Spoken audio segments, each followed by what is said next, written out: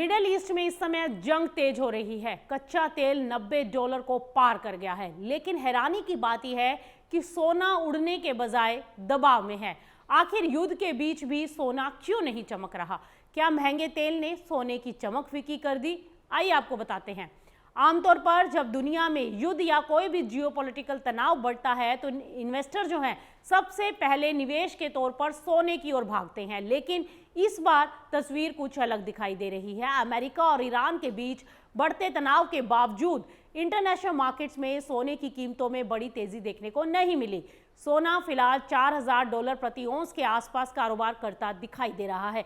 तो आखिर इसकी वजह क्या है? दरअसल आपको बता दें कि मिडिल ईस्ट में बढ़ते तनाव के कारण ब्रेंट क्रूड $90 प्रति बैरल के पार पहुंच गया और तेल की कीमतों में आई इस तेजी ने महंगाई को लेकर चिंताएं बढ़ा दी और बाजार को इस समय डर लग रहा है कि अगर एनर्जी की कीमतें लगातार बढ़ती रही तो महंगाई फिर से बढ़ेगी। और यही वजह है कि इन्वेस्टर्स की नजर अब सिर्फ जंग पर नहीं बल्कि अमेरिकी फेडरल रिजर्व की अगली चाल पर है। अगर महंगाई ऐसे ही बनी रही तो फेड ब्याज दरों को लंबे समय तक ऊपर बनाए रख सकते हैं और ऊंची ब्याज दरों का सीधा फायदा डॉलर और अमेरिकी बॉन्ड को मिलता है।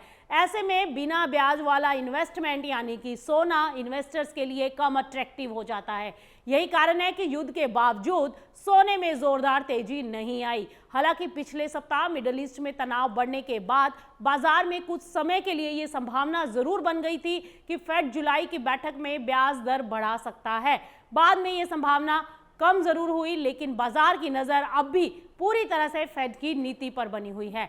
जानकारों का ये मानना है कि फिलहाल फेड के लिए दोबारा ब्याज दर बढ़ाने की संभावनाएं बहुत ज्यादा नहीं है। अगर ऊर्जा की बढ़ती कीमतें व्यापक महंगाई में नहीं बदलती तो सेंट्रल बैंक इस साल ब्याज दरों में बदलाव नहीं भी कर सकता। उधर कुछ जानकारों का कहना है कि $3800 से $4000 प्रति औंस का स्तर सोने के लिए मजबूत सपोर्ट जोन बन सकता है।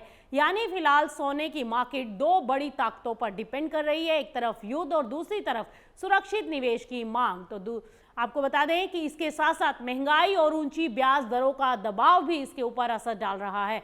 अब देखना यह होगा कि आने वाले दिनों में मिडिल ईस्ट का तनाव किस दिशा में जाएगा और फेडरल रिजर्व अपनी अगली बैठक में क्या फैसला लेंगे। फिलहाल सोने की चाल सिर्फ जंग से नहीं बल्कि तेल की कीमतों, महंगाई और अमेरिकी फेड की नीति से तय हो रही है। ऐसे में आने वाले दिनों में सोने की मार्केट में उतार चढ़ाव बना रह सकता है। इस खबर पर आपकी क्या राय है, हमें कमेंट करके जरूर बताइए। ऐसे ही और कमोडिटी और बाजार की हर बड़ी खबर के लिए जुड़े रहिए मार्केट टाइम्स टीवी के साथ।